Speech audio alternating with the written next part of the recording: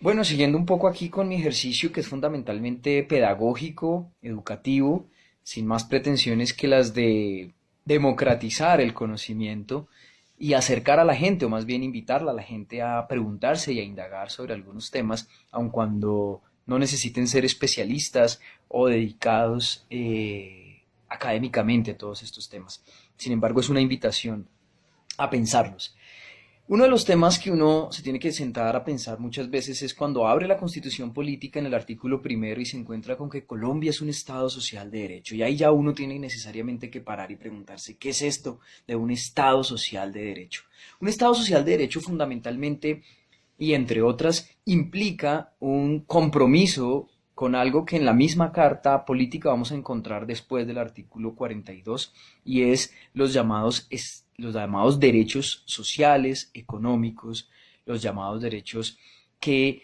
desde una cierta lógica se pueden analizar como una parte de ellos como unos derechos que suponen una carga prestacional para el Estado, pero también con otro componente que tiene que ver con generar las condiciones para el desarrollo de una economía en la que las personas puedan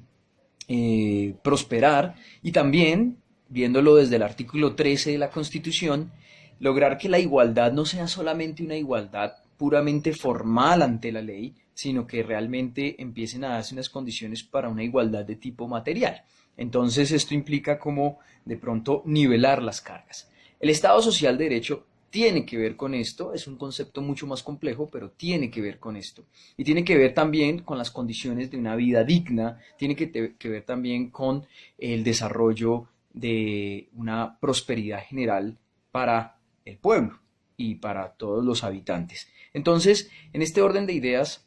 lo que quisiera señalar es una idea que se traería, digamos, del marco de lo que tendría que ver con el desarrollo de la política social y algún concepto que sería el de la gestión del riesgo social. Tendré que señalarlo en otros videos, pero fundamentalmente aquí la idea es que la gestión del riesgo social tiene tres grandes escenarios o tres grandes mecanismos. El riesgo social, es decir, gestionar o mitigar los riesgos que supone la pobreza se puede hacer desde tres grandes ejes, no necesariamente excluyentes. Uno es el mercado, el otro es el Estado y el tercero pues son las formas de solidaridad social propias que existen en los vínculos familiares. Veámoslo desde la perspectiva del Estado. Bueno, y decía entonces que el Estado Social de Derecho, pues es un proceso que tiene fundamentalmente que ver con un compromiso con esos derechos sociales y económicos y con un tema que es la gestión del riesgo social. Eh, Hay una sentencia muy interesante que es una sentencia de tutela que es muy famosa, es la T-406 de 1992, con el magistrado ponente Ciro Angarita, y allí hay un interesante concepto, primero, y es que esta idea de Estado Social de Derecho, lo que estamos agregando es como un adjetivo al Estado de Derecho, este adjetivo de social. Y allí el magistrado señala que esto no es simplemente una muletilla, sino que tenemos que pensar realmente qué es lo que implica esto para Colombia. Claro, es una sentencia del 92, está estrenándose un poco la Constitución y también está estrenándose esta figura de la tutela. Allí en la sentencia se señala una relación del Estado Social de Derecho con dos conceptos de los que tendré tiempo de hablar en otros videos, pero es fundamentalmente la idea de un estado de bienestar y la idea de un estado constitucional y democrático. ¿Qué es esto de los estados del bienestar? Lo primero que hay que aclarar es que los estados de bienestar son estados capitalistas y surgieron en la posguerra de la Segunda Guerra Mundial, y toman fuerza fundamentalmente como una estrategia del capitalismo para hacer frente a la avanzada comunista y sobre todo entendiendo esto en el marco de la Guerra Fría. Entonces los estados de bienestar son fundamentalmente una estrategia, un mecanismo para gestionar el riesgo social, sobre todo en lo que atañe al problema de la pobreza, desde una concepción capitalista que busca en últimas eh, combatir o luchar contra la pobreza. Esto después el ministro o secretario de Relaciones Exteriores de los Estados Unidos, McNamara, pues lo va a ratificar cuando entendamos con él que la lucha contra la pobreza es clave para frenar la avanzada del comunismo. Hoy en día, pues por el desconocimiento muchas veces de la misma historia, la gente ha llegado a pensar que el estado del bienestar es algo de tipo comunista y otras cosas, pero pues eso es básicamente un desconocimiento. Los estados de bienestar son fundamentalmente estados capitalistas y de esto es de lo que quiero hablarles un poco, cómo funcionan, qué características tienen y también entender un poco por qué entraron en crisis o qué llevó, digamos, a que se abandonara este modelo dentro de lo que van a ser después los modelos un poco más neoliberales que van a ir en contra, digamos, del estado de bienestar. El neoliberalismo es una forma del capitalismo y el estado de bienestar es otra forma del capitalismo. Son dos formas de capitalismo. No tiene que ver esto ni con socialismos ni con comunismos. Entonces voy a hablar un poco de eso. Bueno, entonces, como les decía, esta idea de Estado social de derecho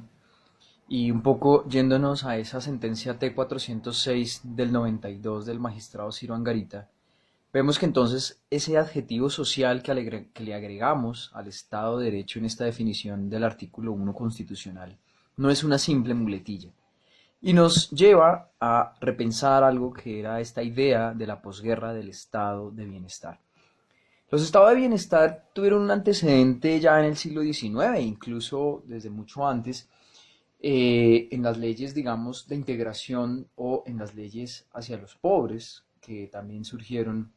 desde mucho antes, incluso se pueden rastrear hasta el siglo XIX, solamente para no irnos más allá atrás en la historia. Pero en el siglo XIX, como el referente fuerte que todo el mundo señala es el estado de Bismarck en la parte alemana. A propósito de esto, pues hay una bibliografía muy interesante que se llama justamente Los tres estados del bienestar, que es de Spinning Andersen, y en este libro pues uno puede encontrar esta caracterización primero para entender que el estado de bienestar, como les he dicho, es fundamentalmente un estado de tipo capitalista y nos muestra o nos clasifica dentro de los países desarrollados tres tipos de estados de bienestar.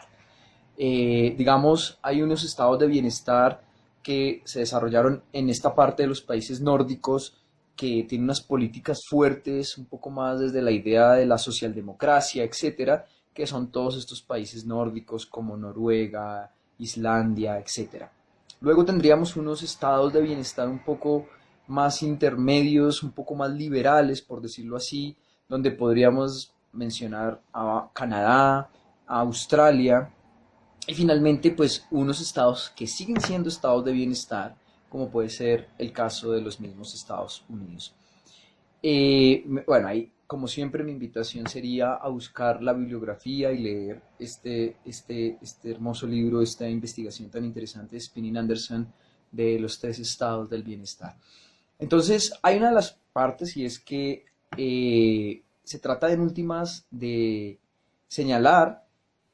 que el estado del bienestar lo que va a buscar es generar unas condiciones para que la ciudadanía o para que la población nivele un poco las condiciones de vida. Y esto fundamentalmente implica el desarrollo de una política pública en materia económica, en materia de desarrollo. Lo que quiero mostrar es cómo esto de cierta manera se intentó implementar en América Latina y cómo la CEPAL, la Comisión Económica para el Desarrollo Económico de América Latina, jugó allí cierto rol. Veamos un poco qué fue lo que pasó. Bueno, entonces les venía diciendo que cuando uno abre la Carta Política del 91 y en el primer encuentro, en el primer artículo ya se encuentra con que Colombia es un Estado social de derecho. Y se va uno a esta sentencia T-406 del 92 del magistrado Ciro Angarita, donde encontramos que el Estado social de derecho tiene un vínculo con esta otra idea o con este otro concepto que son los estados capitalistas del bienestar. Los estados del bienestar, al cual yo hago énfasis, son estados de tipo capitalista que surgieron en el marco de la posguerra. Entonces, sigamos con este desarrollo conceptual. El estado de bienestar está relacionado con los riesgos sociales, ya lo he venido diciendo. Entonces, tenemos por un lado la familia, tenemos por un lado el mercado, y entre estos dos, digamos que el Estado sería una de las tres fuentes, o sería la tercera fuente para gestionar el riesgo social. Se puede considerar, ya lo he dicho, que el origen del estado de bienestar se dio pues ya desde la posguerra, pero en últimas de lo que se trata es de cómo no simplemente son políticas sociales o políticas de integración de forma aislada, sino que son políticas de Estado y que están en un diseño, digamos, estructural y constitucional. Y la Constitución del 91 un poco implica eso. Hay una cosa interesante y es que los antecedentes están en algo que conceptualmente hay que diferenciar, y es que existían en efecto leyes para los pobres o leyes para proteger a los pobres, pero en última se pueden ver como unas formas de asistencialismo y de ayudas hacia la pobreza, pero no desde el compromiso de lo que implica un Estado social. Entonces, por ejemplo, a ese respecto, Spinning Anderson en su libro que les he mencionado, Los tres estados del bienestar, bueno, él tiene varios trabajos sobre esto, uno podría decir, había una política social, mas no un estado de bienestar, cuando la nobleza distribuía caridad y limosna, o cuando los nacientes estados nacionales y las monarquías absolutistas legislaban la beneficencia para los pobres. Entonces había un ejercicio antiguamente hacia la beneficencia. Hoy en día todavía estas ideas se conservan, es más un ejercicio del Estado concebido como beneficencia. ¿Qué es lo que cambia fundamental y radicalmente en un estado de bienestar? Que se pasa a la idea de que el ciudadano, que ya no es más un súbdito,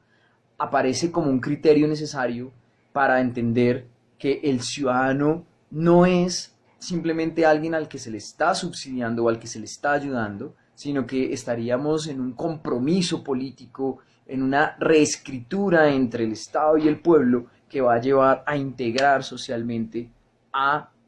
ese ciudadano, no por su condición económica, sino para precisamente reconocer cuál es su condición. Bueno, y entonces yo les venía diciendo que cuando uno abre la Constitución Política, en el primer artículo se encuentra con que Colombia es un Estado social de derecho, pues uno ahí ya debe detenerse y decir qué es esto de un Estado social de derecho. Y leyendo la sentencia T-406 del 92, vemos que el Estado social de derecho está relacionado con otra idea, con otro concepto que es diferente, pero que nos alimenta esta idea del Estado social de derecho, y es con los famosos regímenes del bienestar o los estados del bienestar, que son fundamentalmente estados capitalistas. Entonces, trayendo aquí algo que dice Spinning Anderson en su libro de los tres mundos, los tres estados del bienestar, dice que se puede definir un régimen de bienestar como la forma conjunta e interdependiente en que se produce y distribuye el bienestar por parte del Estado, el mercado y la familia. Es decir, aquí están los tres componentes que señalaba anteriormente. El Estado, el mercado y la familia son tres grandes elementos que se encargan de la gestión del riesgo social. Por una parte, los mercados, pues ellos han desempeñado un papel en cuanto a la protección social, pero habría tres razones, nos dice Spinning Anderson, que son fundamentales por las que habría que entender qué es lo que pasa con los mercados en cuanto a la gestión del riesgo social. Y es que el mercado en sí mismo resulta ineficiente, si bien después podríamos analizar otras teorías, pero nos dice Spinning Anderson, el mercado resulta insuficiente, perdón, y esto se debe a tres variables. Uno, hay una competencia imperfecta, hay fallos del mercado y hay un fallo de la información. Es decir, en el mercado no hay información completa. Esto no es nuevo, esto ya lo sabían los liberales clásicos, esto lo sabía el mismo Adam Smith, lo sabía David Ricardo, lo sabían los economistas clásicos. Y es que si bien el modelo de mercado es muy interesante, es muy importante, y sobre todo porque naturalmente que lo que estamos planteando es una propuesta de tipo capitalista, tenemos que analizar el mercado, pero el mercado tiene fallos. Entonces ahí aparecen ciertos riesgos sociales que no pueden ser directamente gestionados desde el mercado. Entonces la segunda alternativa es la gestión de estos riesgos sociales desde la beneficencia, desde la sociedad, desde la familia, y ese tendrá un análisis particular. Pero el surgimiento de los estados de bienestar, estados capitalistas del bienestar en la posguerra, entonces es cómo el Estado puede también gestionar el bienestar. Y allí es donde el Estado va a empezar a absorber los riesgos y a satisfacer las necesidades tanto de la desfamiliarización como de la desmercantilización, que son conceptos que habría que... Bueno, entonces continuando con esta idea, les decía, estoy partiendo del primer artículo de la Constitución, donde encontramos que Colombia es un Estado social de derecho. De allí vamos a la sentencia T 406 del 92, donde vemos que ese adjetivo social que le añadimos al Estado de Derecho no es simple muletilla, sino que nos remite a unos conceptos más amplios, entre estos un concepto que es la idea de estado de bienestar, y lo vengo diciendo, el estado de bienestar es fundamentalmente una idea de estado de bienestar dentro de un régimen capitalista, o sea, el estado de bienestar es capitalista, pero que entonces de lo que se trata es de cómo gestionar el riesgo social. Y teníamos tres elementos para la gestión del riesgo social. El primero entonces es el mercado, que ya sabemos que tiene unos fallos producidos principalmente, según lo que nos plantea Spinning Anderson, tiene el problema de la desinformación completa, el que no hay una distribución completa de los recursos y finalmente, pues que el mercado en su proceso de oferta y demanda no logra absorber todas las formas dentro de los tres tipos de mercado. Los tres tipos de mercado que se pueden estudiar son el mercado de bienes y servicios, que tiene bajo el mismo modelo de oferta y demanda va a tener un comportamiento. Luego viene el mercado financiero, que tiene, es el que mejor obedece, digamos, al modelo clásico de oferta y demanda. Y luego viene algo que se llama el mercado laboral o el mercado de trabajo, que en la crítica keynesiana o en el análisis keynesiano lo que vemos es que el mercado, en cuanto a la relación entre oferta y demanda, pues la demanda no absorbe completamente la oferta, produciendo lo que es una forma de desempleo estructural, por decirlo de esta manera. Es decir, que el mismo sistema no es capaz de absorber la totalidad de la demanda de trabajo. Bueno, esto ustedes lo pueden ampliar más desde varios de los libros, pero fundamentalmente estoy haciendo referencia al de Spinning Anderson.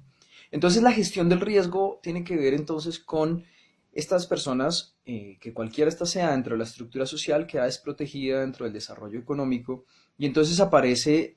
el otro elemento que es la familia y el otro elemento que es el Estado. Las políticas entonces del bienestar dentro de un Estado lo que van a buscar, nos dice Spinning Anderson, es desfamiliarizar, es decir, reducir el grado de dependencia del individuo hacia la familia y por el otro, reducir el grado de dependencia del individuo hacia el mercado. De este modo, lo que en el planteamiento es crear un mecanismo para que los individuos puedan desarrollarse dentro de la economía sin tener unas relaciones de dependencia directa hacia las formas en las que tradicionalmente se gestiona el riesgo de la pobreza. Y aquí es donde entra el Estado a jugar un papel fundamental y estratégico. Bueno, entonces les venía diciendo fundamentalmente esta idea de Estado social de derecho, que la invitación es fundamentalmente a revisar la sentencia T 406 del 92, en donde allí el magistrado Ciro Angarita nos muestra la vinculación entre Estado social de derecho y otro concepto que es el de Estado de bienestar. Y a propósito del Estado de bienestar, pues estábamos revisando algunas ideas que nos trae Spinning Anderson en varias de sus obras, pero fundamentalmente yo quisiera señalarles dos que creo que se pueden encontrar por internet. Uno es Los tres mundos del Estado de bienestar y el otro es Fundamentos sociales de las economías postindustriales. Estos trabajos de Spinning Anderson pues van a mostrar un poco qué es esta idea del estado de bienestar, cómo son estados de posguerra y sobre todo y aclarar fundamentalmente que son estados capitalistas, son estados capitalistas. La propuesta de los estados de bienestar son estados capitalistas y para sintetizarlo básicamente se trata de entender que en el desarrollo capitalista los individuos van a generar una dependencia primero para la gestión del riesgo social. Fundamentalmente los individuos tienen una dependencia primero hacia la familia como una especie de soporte de la economía y también hacia el mercado, o sea, hay una dependencia hacia el mercado. Lo que busca el estado de bienestar es disminuir el grado de dependencia de los individuos y podríamos analizar que hay unos modelos más liberales, otros modelos más socialdemócratas y otros modelos más conservadores, que son los que analiza Spinning Anderson en su obra o en su investigación. Y fundamentalmente, pues allí vamos a encontrar unos un poco más liberales, otros un poco más socialdemócratas y otros un poco más conservadores. Y allí lo que juega es qué tan desfamiliarizado, o qué tanta dependencia mantiene el individuo hacia la familia, el individuo hacia el mercado. Los que mayor independencia logran del individuo hacia la familia y del individuo hacia el mercado, lo que Spinning Anderson habla de desfamiliarizar y desmercantilizar, sería los modelos socialdemócratas que fundamentalmente se desarrollaron en los países noruegos, los países nórdicos como Noruega, Escandinavia, Islandia, etcétera. Los modelos más liberales, que sería, por ejemplo, Estados Unidos, en donde mediante ciertas políticas de integración social o políticas sociales se logra una cierta amenguar una cierta dependencia hacia el mercado, y otros un poco en un término medio, como puede ser el caso de Canadá. Finalmente, entonces, lo que habría que decir es por qué estos estados, entrado un cierto momento, sobre todo en los años 80 y en los años 90, con lo que es el modelo de Ronald Reagan y Margaret Thatcher, entonces empieza el desmonte de los estados de bienestar y empieza la crisis del estado de bienestar. Teóricamente aquí van a jugar un papel muy importante los pensadores de la escuela de Chicago, los famosos Chicago Boys, entre estos Milton Friedman.